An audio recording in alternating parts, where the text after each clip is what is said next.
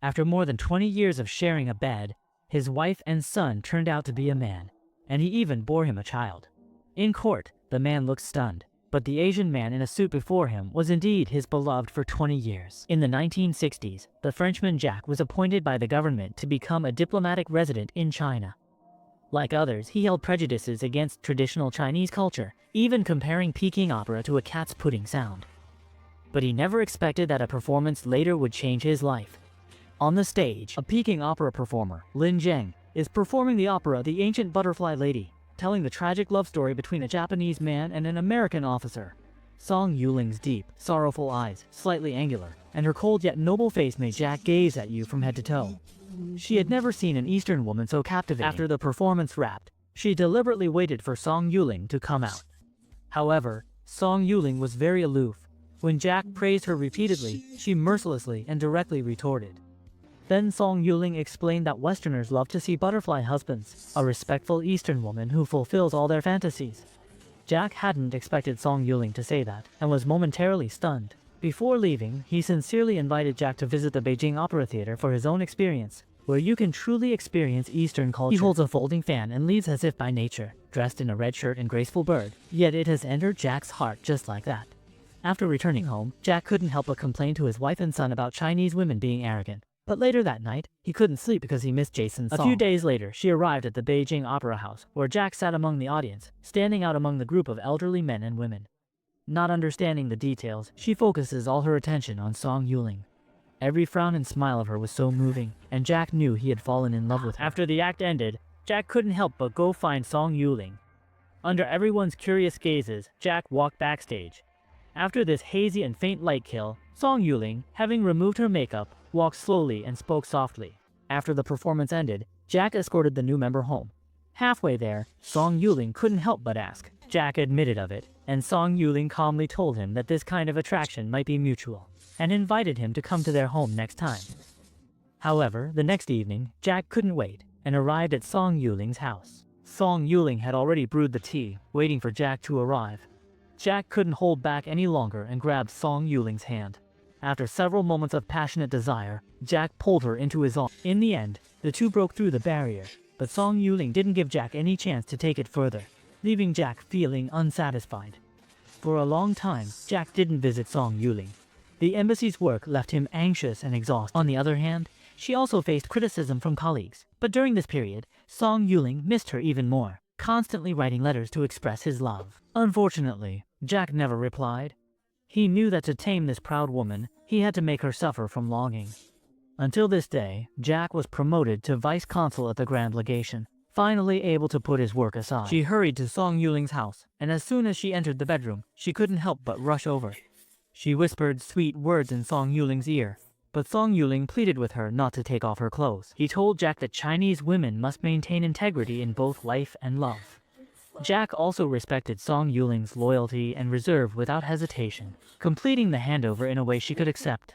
From then on, the two became inseparable. Song Liling would take Jack to climb the Great Wall and tell him about China's history and traditional culture. The knowledge Jack gained from Song Liling enriched his own experiences. She handles work with greater ease and is highly appreciated by her superiors. Give Jack access to top-secret intelligence work at the consulate. Jack trusted Song Liling and would accuse her of any work-related matters without reservation. Little did they know that Song Liling would report to her comrades word for word. It turned out Song Liling had a purpose for getting close to Jeek. Her true identity was that of a spy. Even after sacrificing so much to gain intelligence, all she could get was the disdainful looks of her comrades. Comrades ask him why Jack isn't there, and why he still wants to pretend to be a woman. At the banquet, Jack was making a grand discussion in the hall, but was valued by his prominent wife.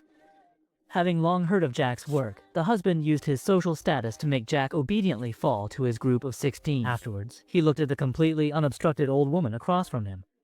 At that moment, Jack felt so tragic in his heart. He missed that dignified and reserved Eastern beauty so much. Drunk, Jack broke into Song Liling's home in the middle of the night, demanding that she remove all her disguises in front of him. Song Liling tried to use her old reasoning to brush it off, but tonight, Jack didn't want to back down at all. Song Liling had no choice but to pretend to obediently lie on the sofa. Seeing Jack start to grope him, the flustered Song Liling suddenly blurted out. Jack believed that his beloved already had his own flesh and blood. He was overwhelmed with emotion, and just like that, Song Liling managed to escape this perilous night. The next day, Song Liling told Jack, who had sobered up, that there is a special custom in the East. Pregnant women must return to their hometowns to recuperate, and only after 3 months after birth can they meet their own fathers. Jack believed it again, and according to Song Liling's request, he found a source of Xinjiang to cover for her. Before long, slogans calling to defeat the bullish demons and snakes were everywhere in Beijing. Jingxi was also labeled with old labels, and the stage and talismans were all destroyed by fire. Song Liling also lost her freedom. After her desperate pleas, she finally had a few minutes to come find Jack. She held a Xinjiang air and told Jack that he was their child. Jack was deeply attached to this adorable baby, and firmly resolved to take Song Liling. Things were truly cruel. Song Liling's time had already passed. The Red Guards appeared and took him away. After that, Song Liling was sent to the mountains, where she underwent labor reform day after day. Meanwhile, Jack's days were also tough. Due to major mistakes at work, he was demoted and sent back to France. Two people in love like this are separated by each day. After Jack fell on hard times, his wife and son left him, and he ended up living in a cramped rented apartment, surviving every day by soaking dough in soy sauce. Until a few years later, one day, he suddenly heard a loud knocking on the door. He opened it and saw it turned out to be the Song Liling he'd longed for day and night. Jack could hardly believe his eyes. He could actually see the woman he deeply loved on this land. Two lovers separated for a long time embraced tightly. At this moment, both of them are fortunate, and just like that, they live together again. At Song Liling's suggestion, Jack took on the task of delivering letters. One day, while delivering the letter, Jack was arrested and immediately summoned to the courtroom. The reason is that his wife, Song Liling, is a spy.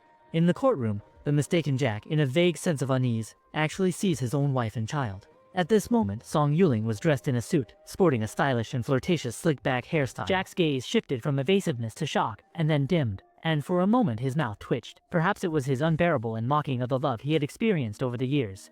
In court, Song Liling admitted to her identity without denial. She was a spy, her identity was fake, and her gender was also false. The child is even more fake. To deliver sensitive documents, she encouraged Jack to do the job of delivering letters, hoping to meet his son, and also provide indirect intelligence. However, the judge was not interested in these matters. They were more eager to know how the two had been together for so many years. Song Liling said that Jack greatly respected the subtlety of Easterners and had never explored his body, so for many years, she had never undressed in front of him. The judge found this hard to believe. After the judging concluded, the two were escorted to the same prison van. Jack couldn't look directly at the man in front of him. He was unwilling to accept this reality, until Song Liling waited tightly in front of him, seeing his completely naked body, and Jack completely broke down. Then Song Liling squatted in front of him, begging for forgiveness, and took Jack's hand to touch herself. Jack closed his eyes, feeling the familiar face. It was as if she was still his own wife. But as soon as she opened her eyes, it was as if she had been caught in a nightmare, and hurriedly escaped from Song Liling.